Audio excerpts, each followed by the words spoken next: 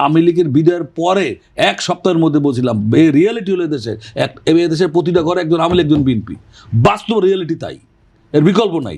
তো সেখানে তাদেরকে আপনার মাথায় রাখতে হবে। তো যেমন একজন গোয়েন্দা, বড় গোয়েন্দা আমাকে বলেছিল এই যে টুপিওয়ালা মানুষ, এদেরকে মাথায় রেখে দেশের অর্থনৈতিক ব্যবস্থা, রাজনৈতিক ব্যবস্থা, সমাজ ব্যবস্থা চিন্তায় করতে হবে, বাদ দিয়ে না, কারণ দেশের মানুষ ধর্মভীরু। এখন তো কোনো প্রশাসনের উপরে রাজনৈতিক প্রভাব নাই, এই সরকার তো রাজনৈতিক সরকার নয়।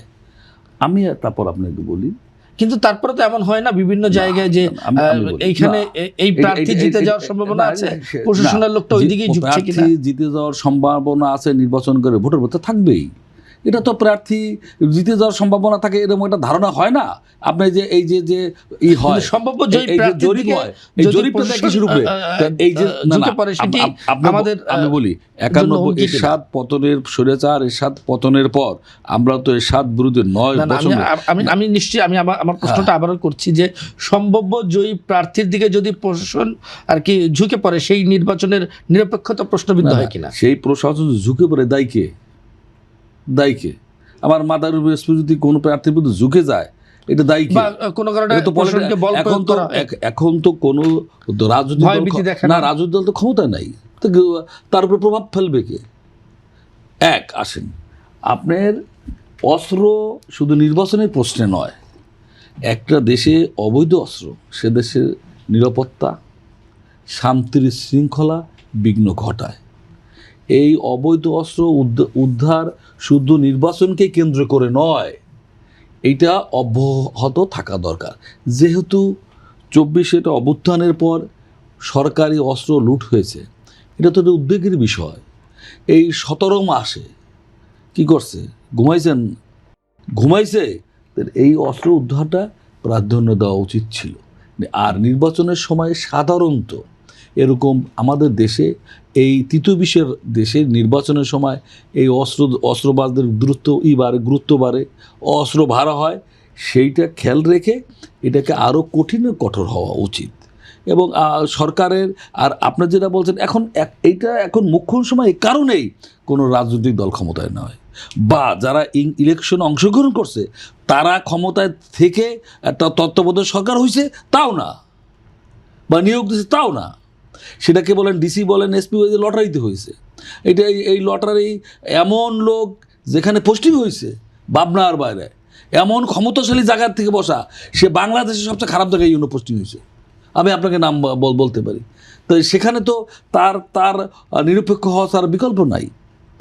আর এখন যদি কোনো জায়গায় ডিসিএসপি বা ইউনো ওসি করে, তার জন্য এই যে দেখেন জামাতের এক সেক্রেটারি মারা গেছে, প্রত্যাহার হয়ে গেছে, ইলেকশন কমিশন সেই অ্যাকশনে যাবে।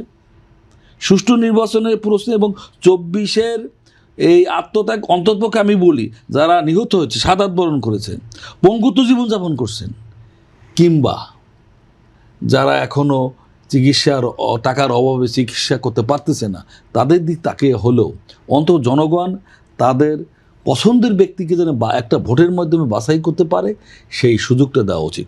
আর যে কথা বলেছেন তরুণ ভোটাররা, এই 35 এবং বিলো, এরা এই 15 বছর ভোট দিতে পারে না, আর এই উপরে 14 ভোট না অনেকে দেয় না, তারা ভোট দিচ্ছে, অভিজ্ঞতা আছে। এরা একটা ডিসাইডেড ফ্যাক্টর হবে। এদের চিন্তা চেতনা, তারা তাদের পছন্দের লোককে বাছাই করবে, রাষ্ট্রীয় ক্ষমতা বসাবে, বাংলাদেশ নতুন বিনির্মাণ করবে। অসুবিধা কোথায়? তাদের তো সুযোগ আছে। এই তরুণরাই সমাজ পরিবর্তন করতে পারে। 24 তো তরুণরাই করলো, ছাত্ররাই করলো। তো তারা তাদের পছন্দের এই বিশ্ববিদ্যালয় কলেজগুলো শিবিরকে বাইসে নিছে না। আপনারা আমি বাধা দিছি, ভোট দিছে না। তো তরুণরা পরিবর্তন করবে। যে বাংলাদেশের স্বপ্ন 24 দেখছে, তারা সেটা পরিবর্তন করবে। অসুবিধা কোথায়? এই ভোটের মাধ্যমে স্যার বিকল্প কেমনে করবেন আপনি বলেন? না তাদেরকে বলবে তোমরা ক্ষমতায় বসো, 24 এরকম করছো, তোমরা বসে করো। সেই তো সুষ্ঠু ভোটের প্রত্যাশা। এইখানে আছেন, এই সুষ্ঠু বসে প্রত্যাশাটা করেন না কেমন বলেন? কে করে না বলেন? কে চায় না সুষ্ঠু? আমি বলছি, আবারও বলি, যারা নির্বাচনে প্রতিদ্বন্দ্বিতা করতেছে, আর একটা দিন আপনাকে ভাবতে হবে, যারা ফ্যাসিস্ট বিদায় হয়েছে, আওয়ামী লীগের প্রধান, আর তারা কি একটা সুষ্ঠু নির্বাচন প্রত্যাশা করে? তারা একটা ভালো নির্বাচনও প্রত্যাশা করে? তারা দেখবে 24-24 খারাপ নির্বাচন তারা প্রতিনিয়ত এটাকে ব্যাহত করতে না পারলে ভোটারদের তাদের তাদের তাদের একটা বড় অংশ ভোটার রয়েছে না, এটা অস্বীকার করলাম। আমি আওয়ামী লীগের বিদায়ের পরে এক সপ্তাহের মধ্যে বলছিলাম এই রিয়েলিটি হলো এদেশের প্রতিটা ঘরে একজন আওয়ামী লীগ, একজন বিএনপি, বাস্তব রিয়েলিটি তাই, এর বিকল্প নাই। তো সেখানে তাদেরকে আপনার মাথায় রাখতে হবে। তো যেমন একজন গোয়েন্দা, বড় গোয়েন্দা আমাকে বলেছিল এই যে টুপিওয়ালা মানুষ, এদেরকে মাথায় রেখে দেশের অর্থনৈতিক ব্যবস্থা, রাজনৈতিক ব্যবস্থা, সমাজ ব্যবস্থা চিন্তায় করতে হবে, এদের বাদ দিয়ে না, কারণ এদেশের মানুষ ধর্মভীরু, এখানেও মাথায় রাখতে হবে। তাই এই গোষ্ঠীকে আপনার মাথায় রাখবেন না, তারা বাদ দিচ্ছে, তারা ভোটার না।